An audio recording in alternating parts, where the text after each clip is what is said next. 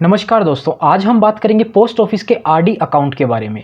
ये एक investment scheme है जिसमें आप मात्र 100 रुपये पर मंथ से भी इन्वेस्टमेंट स्टार्ट कर सकते हैं। इसमें आपको 5 साल तक के लिए इन्वेस्टमेंट करना होता है और 5 साल का पीरियड कंप्लीट होने के बाद में आपने जितना पैसा डिपॉजिट किया और उस पर जितना भी इंटरेस्ट बना वो पूरा का पूरा पैसा आपको वापस मिल जाता है एज ए मैच्योरिटी अमाउंट। क्योंकि ये गवर्नमेंट की स्कीम है तो आपका इसमें किया हुआ जितना भी इन्वेस्टमेंट है और उस पे जो बना है रिटर्न वो पूरा का पूरा आपका गवर्नमेंट ऑफ इंडिया की तरफ से सिक्योर्ड रहता है। तो अगर आपका पोस्ट ऑफिस में आरडी अकाउंट है या फिर आप पोस्ट ऑफिस में रिकरिंग डिपॉजिट अकाउंट खोलना चाहते हैं तो आपको ये वीडियो जरूर पूरा देखना चाहिए, क्योंकि इस आरडी अकाउंट के कुछ ऐसे फीचर्स होते हैं जो आपको ना तो पता होते हैं और ना ही आपको कोई बताता है, और उनका बेनिफिट लेके आप अपने रिटर्न को मैक्सिमाइज कर सकते हैं। उसी के साथ साथ आरडी अकाउंट के कुछ ऐसे डिसएडवांटेज भी होते हैं जिससे आपको आरडी अकाउंट में लॉस भी हो सकता है।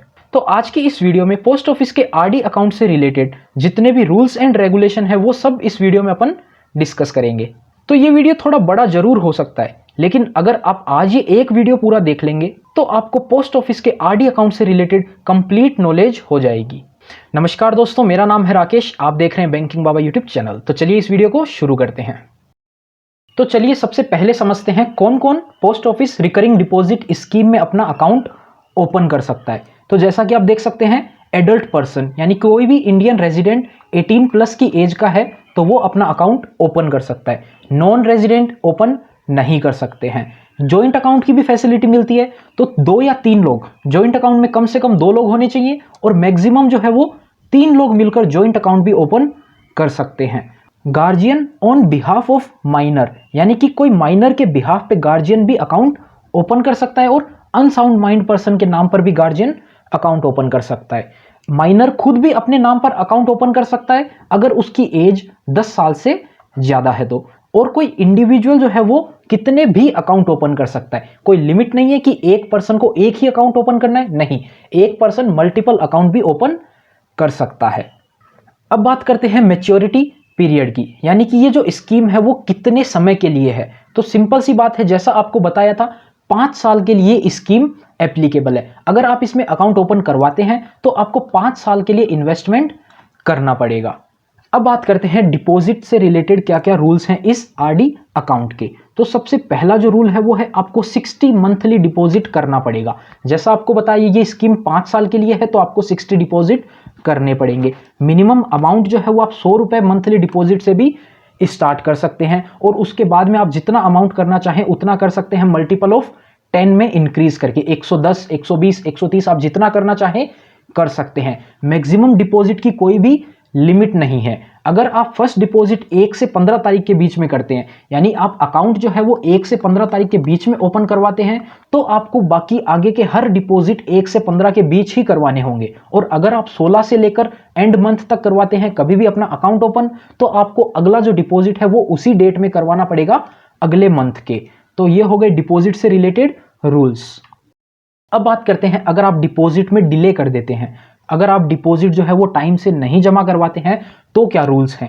अगर आप 4 महीने तक डिले करते हैं तो आप अपनी मैच्योरिटी को एक्सटेंड करवा सकते हैं। जैसा कि आपको बताया 60 आपको मंथली डिपॉजिट करने हैं। अगर आपने 4 यहाँ पर मिस कर दिए तो आपकी जो मैच्योरिटी पीरियड है वो एक्सटेंड होकर 4 महीने आगे शिफ्ट हो जाएगा। वहीं अगर आप 4 महीने से ज़्यादा डिले कर देते हैं, अगर आप 5 महीने तक कोई भी अमाउंट जमा नहीं करवाते हैं तो आपका अकाउंट जो है वो डिसकंटिन्यूड कर दिया जाएगा और आपको रिवाइव करने के लिए, उसको वापस से एक्टिव करने के लिए 2 महीने का टाइम दिया जाएगा। तो अगर आप इसको वापस एक्टिव करवाना चाहते हैं 2 महीने में करवा सकते हैं। उसका आपके ऊपर रिवाइवल चार्ज लगेगा जो कि है 1% फॉर ईच मंथ, यानी कि आप जितना भी डिले करते हैं 1 रुपया लगता है 100 के ऊपर, यानी कि 1% का आपका रिवाइवल चार्ज लगेगा। और अगर आप इसको रिवाइव नहीं करवाते हो तो आपने जितना भी डिपॉजिट दिया है वो पूरा का पूरा पैसा आपको रिटर्न कर दिया जाएगा post office saving bank account की इंटरेस्ट रेट के साथ में।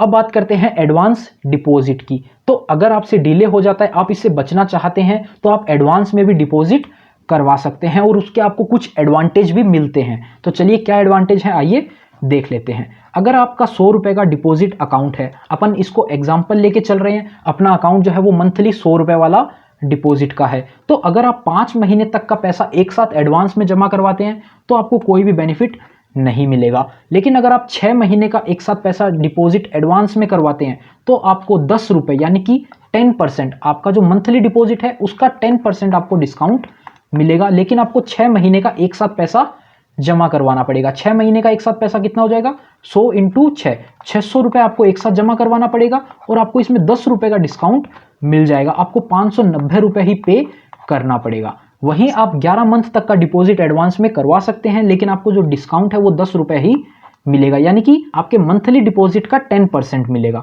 लेकिन अगर आप 12 महीने का डिपॉजिट एक साथ एडवांस करवा देते हैं तो आपको 40 रुपये यानी कि 40% का रिबेट मिलेगा। सपोज आप यहीं पे एग्जांपल लेते हैं, 100 रुपये का अपन 1200 रुपये एक साथ डिपॉजिट करवाते हैं तो आपको 40 रुपये का डिस्काउंट मिल जाएगा। आपको 1160 रुपये ही एक साथ जमा करवाने पड़ेंगे। Combined benefit are also allowed, यानी कि आप 1 साल से भी ज़्यादा का डिपॉजिट एक साथ एडवांस में करवाना चाहते हैं, आप 2 साल का भी डिपॉजिट करवाना चाहते हैं तो आपको डबल इसका बेनिफिट मिल जाएगा। 40 रुपये और 40 रुपये आपको 80 रुपये हो जाएगा 2400 रुपये के ऊपर। वहीं अगर आप 18 महीने का भी एडवांस जमा करवाते हैं, सपोज आपने 12 और 6 18 महीने का एक साथ डिपॉजिट करवा दिया तो आपका जो डिपॉजिट हो गया वो 1800 हो गया।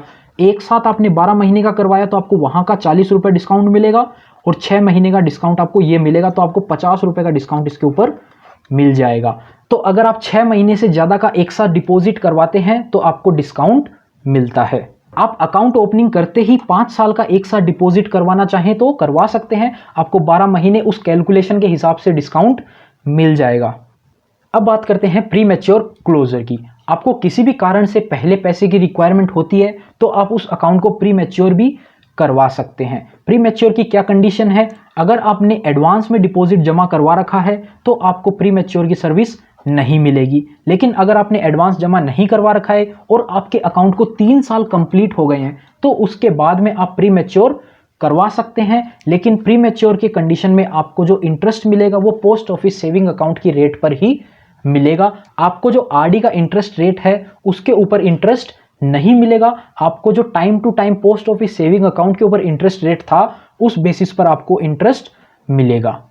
अब बात करते हैं रीपेमेंट ऑन मैच्योरिटी की, यानी आपने जो पैसा जमा करवाया वो आपको वापस कब मिलेगा और कितना मिलेगा। तो जैसा कि आपको बताया 60 महीने की ये स्कीम है, तो 60 महीने की डिपॉजिट कंप्लीट होने के बाद में आपका जो पैसा था वो पूरा का पूरा पैसा आपको वापस मिल जाएगा विथ इंटरेस्ट। जितना भी आपने इंटरेस्ट उसके ऊपर कमाया वो इंटरेस्ट भी आपको वापस मिल जाएगा। इंटरेस्ट किस रेट पे कैलकुलेट होगा, जो अभी करंटली रेट चल रहा है 5.8% पर एनम कंपाउंडेड क्वार्टरली, यानी कि 3-3 महीने से आपका इंटरेस्ट जो है वो आपके अकाउंट में क्रेडिट कर दिया जाता है। लेकिन आपको जो मिलेगा वो आपको 60 मंथ के बाद ही मिलेगा। ये रेट जो है वो अभी का है। आपने जिस रेट पर अपना आरडी अकाउंट ओपन करवाया था आपका रेट अलग हो सकता है। अभी की रेट के हिसाब से अगर अपन 100 रुपये का डिपॉजिट स्टार्ट करते हैं तो आपको टोटल जो रिटर्न मिलेगा वो इतना मिलेगा।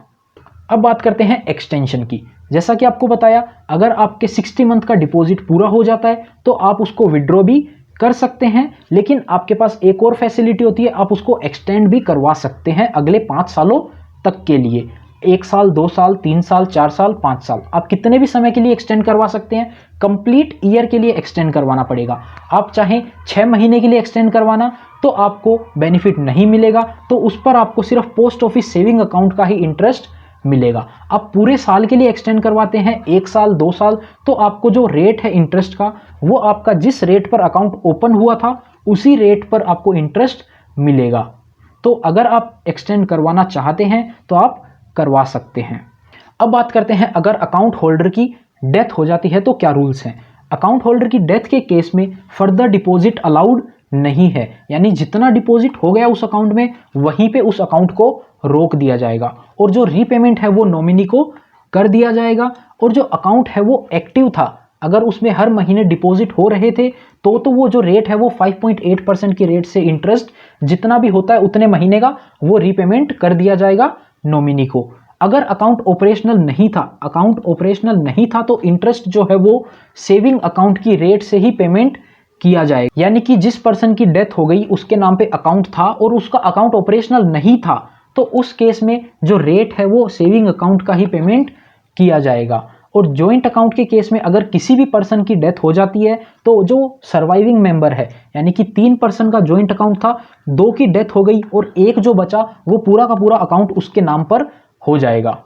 अब बात करते हैं लोन की। आपके आरडी के ऊपर आपको लोन की भी फैसिलिटी दी जाती है, क्योंकि अगर आपको शॉर्ट टर्म के लिए कुछ पैसे की रिक्वायरमेंट हो जाती है तो आप अपने आरडी अकाउंट के ऊपर ही लोन ले सकते हैं। इसके क्या क्या रूल्स हैं आइए देख लेते हैं। अगर आपकी 12 महीने की डिपॉजिट जमा हो गई है तो उसके बाद में आपका जितना भी बैलेंस पड़ा है उस अकाउंट में उसका 50% तक अमाउंट आप लोन ले सकते हैं। लोन लेने के बाद आप उसका रीपेमेंट जो है वो लमसम भी कर सकते हैं या मंथली इंस्टॉलमेंट के रूप में भी कर सकते हैं। लोन का जो इंटरेस्ट रेट होगा वो आपके आरडी का जो रेट है उसके ऊपर 2% एक्स्ट्रा रहेगा। और अगर आप लोन का रीपेमेंट नहीं करते हैं तो आपके आरडी अकाउंट में से ही वो पैसा काट लिया जाएगा और जितना भी आपका बैलेंस बचता है मैच्योरिटी के टाइम पे आपको उतना ही पेमेंट किया जाएगा। और अगर आप लोन लेना चाहते हैं अपने आरडी अकाउंट के ऊपर तो आपका जहां पर भी अकाउंट है वहां पर पोस्ट ऑफिस में जाइए और आपको लोन एप्लीकेशन फॉर्म फिल करके